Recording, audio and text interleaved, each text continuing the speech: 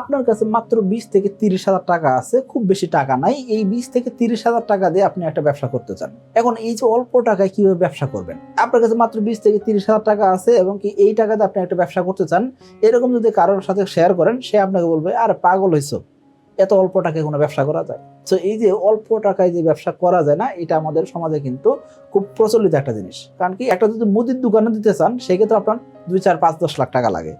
এখন সেই জায়গায় মাত্র 20 থেকে 30,000 টাকাতে আপনি কিভাবে ব্যবসা করবেন?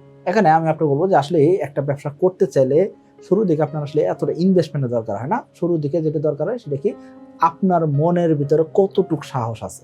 আসলে আপনি সাহসের দিকে কত বড়, সেটা হলো বড় বিষয়। একটা বিজনেস দাঁড়াবে কি দাঁড়াবে না, বা একটা বিজনেস শুরু হবে কি শুরু হবে না, সেটা নির্ভর করে 90% নির্ভর করে কার উপরে? আপনার সাহসের উপরে, আপনার ইচ্ছা শক্তির উপরে। আর 10% মূলত লাগে ইনভেস্টমেন্ট। সো এই যে আপনার ইনভেস্টমেন্টটা আসলে খুব মুখ্য বিষয় না। শুরুর দিকে আমরা যখন সাকিব এগ্রো শুরু করি, সেই সময় আমরা খুব সামান্য পরিমাণ টাকা দিয়ে শুরু করছিলাম। আজকে আলহামদুলিল্লাহ বছরে আমরা কয়েক কোটি টাকার ব্যবসা করি। এরকম আমার Shakib agro tech private limited company রয়েছে, সাকিব এগ্রো ভেট রয়েছে, সাকিব আইটেক কেয়ার রয়েছে, এরকম আমার বেশ কয়েকটি কোম্পানি রয়েছে। শুরুর দিকে কিন্তু এত বড় ইনভেস্টমেন্ট ছিল না। সো আমি বলবো আপনাকে, আমি যেহেতু শুরু করতে পারছি, আমি যেহেতু ভালো করতে পারছি, সো আপনিও করতে পারবেন। সো আমার এমন কোনো স্পেশাল স্কিল নাই যে স্কিলের কারণে আপনার সাথে আমি বেশি আলাদা হয়ে আছি।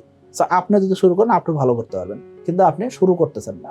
এখন এই যে আপনার কাছে মাত্র 20 থেকে 30,000 টাকা আছে, এই দিয়ে আপনি যদি ব্যবসা করতে চান, এই ক্ষেত্রে আমি আপনাকে 2টা বিজনেস আইডিয়া দিব। সর্বপ্রথম যে বিজনেস আইডিয়া হবে সেটা কি, গরমের দিনে আপনি শরবত বিক্রি করতে পারেন বা জুস পার্লার দিতে পারেন। এই জায়গাতে আপনি ভালো একটা প্রফিট করতে পারবেন। জুস পার্লার দিতে খুব বেশি ইনভেস্ট করতে হয় না, তবে আপনাকে লোকেশনটা খুব ভালো করে চুজ করতে হবে, যে জায়গায় লোকের আনাগোনা বেশি এবং কি গরম পড়ছে, এই সময় আপনি ভালো একটা ব্যবসা করতে পারবেন।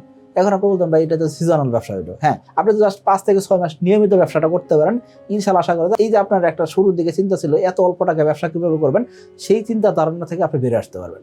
আপনি প্রতি মাসে 20 থেকে 30,000 টাকার বেশি আপনি লাভই করতে পারবেন, যদি আপনি সঠিকভাবে করতে পারেন। এই ক্ষেত্রে অবশ্যই কয়েকটা জিনিস মানতে হবে। এক নম্বর কি, ফুটপাতে দাঁড়ায় বিক্রি করবেন বা রাস্তার দ্বারা যেহেতু দাঁড়ায় বিক্রি করবেন, এই ক্ষেত্রে আমরা হাইজিন মেনটেন করি না।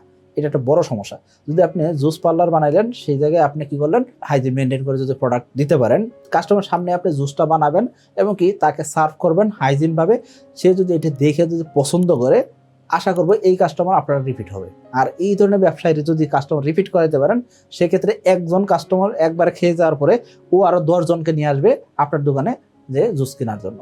জুস খাবে, একসাথে আড্ডা দিবে, 10 জন মানুষ এসে খাবে। তো এই যে জায়গাতে ব্যবসা করার যে সুযোগটা, সেই সুযোগটা শুধুমাত্র আমরা নষ্টই করি যে আমরা হাইজিন মেনটেন করি না, বা আমরা লুকোচুরি করার চেষ্টা করি, একটু লাভ বেশি করার জন্য আমরা নানান ধরনের অজুহাত দেখাই, নানান ধরনের জিনিসপত্র দিয়ে আমরা জিনিসটা তৈরি করার চেষ্টা করি। কিন্তু আপনি একদম র প্রোডাক্ট যদি বানাই দিতে পারেন, সেক্ষেত্রে এখান থেকে ভালো একটা ব্যবসা করার সুযোগ আছে, বা এবং কি ভালো করা যাইতে পারে। তবে এখানে আপনাকে তাজা ফলমূল দিতে হবে, কোনোভাবে বাসি ফলমূল দেওয়া যাবে না, তাজা ফলমূল দেওয়ার চেষ্টা করবেন। এবং কি এখানে যে ইনভেস্টমেন্টটা হবে, মূলত আপনার কিছু মেশিনারিজের উপরে ইনভেস্টমেন্ট হবে। যেমন ধরেন একটা জুসার অথবা গ্রাইন্ডার অথবা ব্লেন্ডার জাতীয় যে মেশিন দরকার, সেটা হয়তো লাগবে। এর পাশাপাশি আপনার হয়তো ভালো পরিষ্কার গ্লাস লাগবে, এবং কি মাথায় আপনি টুপি পরবেন, হাতে গ্লাভস টাস পরবেন, এই ধরনের জিনিসের জন্য হয়তো আপনার খরচ করতে হবে। পাশাপাশি আপনার যদি শুরু থেকে যদি আপনার দোকানে একটা নাম দিয়ে যদি একটা সুন্দর একটা টি শার্ট পরতে পারেন, সুন্দরভাবে পরিপাটি হয়ে যদি আপনি সার্ভ করতে পারেন, ইনশাআল্লাহ আশা করা যায় এখান থেকে ভালো একটা প্রফিট আপনি করতে পারবেন। আমাদের তালিকায় দ্বিতীয় যে ব্যবসাটা রয়েছে, সেটা কি, আপনি গ্রামে বসে থেকেও এই ব্যবসাটা করতে পারবেন। সেটা কি, লিচু, আম, কাঁঠাল, এই ধরনের ফলমূল এই যে গ্রীষ্মকাল শুরু হয়ে যাচ্ছে, এই সময় পাওয়া যায়। তার মানে এই গ্রীষ্মকালে বা গরমকালে আপনি এই ধরনের প্রোডাক্ট বিক্রি করতে পারতেছেন।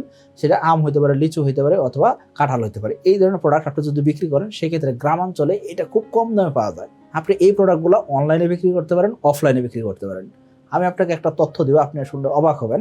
সেটা কি, আমার দেখা একজন অফলাইন বিক্রেতা, যে কি করে কাঁঠাল বিক্রি করে, শুধুমাত্র কাঁঠাল বিক্রি করে।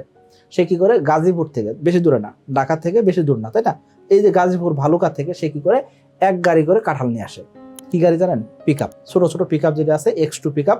এই পিকআপ দিয়ে সে মোটামুটি এক পিকআপ সে কাঁঠাল নিয়ে আসে, মোটামুটি পাকা, একটু কাঁচা, এবং কি কিছু একদম পাকা, মানে এখন রানিং খাইতে পারবেন, এই ধরনের কাঁঠালও নিয়ে আসে। অর্থাৎ বিভিন্ন ভ্যারাইটিস সে জিনিস নিয়ে আসতেছে। এবং কি আপনি শুনে অবাক হবেন, ওনার কাছ থেকে কাঁঠাল কেনার জন্য মানুষ সিরিয়াল ধরে কাঁঠাল কিনে। এখন আপনি বলতেন, ভাই কিভাবে করে? উনি শুক্রবার দিন মসজিদের পাশে দাঁড়ান, মসজিদ থেকে মোটামুটি একটু ডিস্টেন্স মেনটেন করে উনি দাঁড়ান, এবং কি ওই জায়গায় দাঁড়ায় উনি আধা ঘন্টা থেকে 40 মিনিটের ভিতরে ওনার সমস্ত কাঁঠাল বিক্রি করা শেষ করেন। এবং কি মোটামুটি বলা যায় উনি একদমে কাঁঠাল বিক্রি করেন। কেন ইমাজিন ইট? কিন্তু উনি গ্যারান্টি দিচ্ছে এই কাঁঠাল মিষ্টি হবে, এই কাঁঠাল এরকম হবে। কেন? উনি কাঁঠালটা চিনে। উনি কোন কাঁঠাল বাগান থেকে কাঁঠাল কিনতেছে সেটা উনি জানে। এখন আমি ওনার সাথে একদিন কথা বলছি, কথা বলার পরে দেখলাম যে উনার একদিনে প্রতিদিন যে কাঁঠাল বিক্রি করতেছে, 1 পিক আপ কাঁঠাল বিক্রি করে উনি বলতেছে আমার খুব একটা লাভ থাকে না। তা আমি বললাম কতগুলো কাঁঠাল নিয়ে আসতে পারেন? মোটামুটি বললো যে 100-র আশেপাশে কাঁঠাল আসে, কোনোদিন 80টা, কোনোদিন 120টা, মানে ছোট যদি হয় তাহলে 120টা, আর মোটামুটি মাঝারি বা বড় সাইজ হলে সেক্ষেত্রে 100 বা 80টা কাঁঠাল নিয়ে আসে। দেখুন 80টা যদি কাঁঠাল নিয়ে আসে, উনি প্রত্যেকটা কাঁঠাল একেবারে সর্বনিম্ন দাম আমি দেখছি সেটা কি 150 টাকা দরে বিক্রি করেন, কোনো কোনো ক্ষেত্রে 120 টাকা হয় যেগুলো ছোট কাঁঠাল হয়। এভারেজ দাম যদি 150 টাকা উনি বিক্রি করে, 100 পিস কাঁঠাল যদি উনি আধা ঘন্টা থেকে 40 মিনিটে বিক্রি করতে পারে, 150 টাকা যদি পিসে বিক্রি করে উনি 15,000 টাকার কাঁঠাল বিক্রি করলেন। তো ওনার লাভ কত হতে পারে আপনি কল্পনা করুন তো। উনি জাস্ট গাড়ি ভাড়া দিয়ে নিয়ে আসছে 3,000 টাকা গাড়ি ভাড়া, আর উনি যে পরিশ্রম করতেছে, আর কাঁঠাল বাগান থেকে উনি কাঁঠাল কিনছে 5,000 টাকা কাঁঠাল কিনছে, মানে মোটামুটি 50% ওনার লাভ হচ্ছে। উনি 4 সপ্তাহ যদি কাঁঠাল বিক্রি করে, জাস্ট 4 সপ্তাহ, আর সারা সপ্তাহ কিচ্ছু করলো না, 4 সপ্তাহ যদি কাঁঠাল বিক্রি করতে পারে, উনি একদম অনায়াসে মোটামুটি 30,000 টাকা আর্ন করতে পারতেছে। সো এই জায়গায় ইনভেস্টমেন্ট কত লাগছে? ইনভেস্টমেন্ট আসলে ওনার 20,000 টাকা লাগে না, কিন্তু ওনাকে এই যে কাঁঠালটা চিনতে সময় দিতে হয়েছে এবং বিভিন্ন জায়গায় ঘুরে ঘুরে কাঁঠাল কিনতে হইতেছে। তো এই জায়গাতে একটা ইনভেস্টমেন্টের বিষয় আছে। তো এই জায়গায় ঘুরতে ফিরতে, বিভিন্ন কাঁঠাল বাগান দেখতে হয়তো বা সময় লাগবে, এই জায়গায় আপনার একটা খরচ হবে, কিন্তু আলটিমেটলি আপনি যদি শুরু করতে পারেন সেক্ষেত্রে খুব একটা ইনভেস্টমেন্ট দরকার হবে না। এখন আপনি বলতে পারেন ভাই আমি যদি এটা অনলাইনে বিক্রি করতে চাই, হ্যাঁ অনলাইনে অনেকে বিক্রি করতেছে, এবং কি আপনি শুনে অবাক হবেন যে কাঁঠাল, কাঁচা কাঁঠাল, এই কাঁচা কাঁঠালটাকে ড্রাই করে এখান থেকে কি করা হইতেছে, পাউডার তৈরি হইতেছে, অর্থাৎ এখানে কাঁচা কাঁঠাল মূলত আটা তৈরি করা হইতেছে, এবং কি আটা দিয়ে বিভিন্ন ধরনের রুটি টুটি বানানো হইতেছে আজকাল। সো এইরকম ইনোভেটিভ জিনিসপত্রও কিন্তু হচ্ছে। আপনি জাস্ট একটু চেষ্টা করলে ইনশাল্লাহ ভালো কিছু করতে পারবেন। আশা করি সকলে ভালো থাকবেন, সুস্থ থাকবেন। আসসালামু আলাইকুম।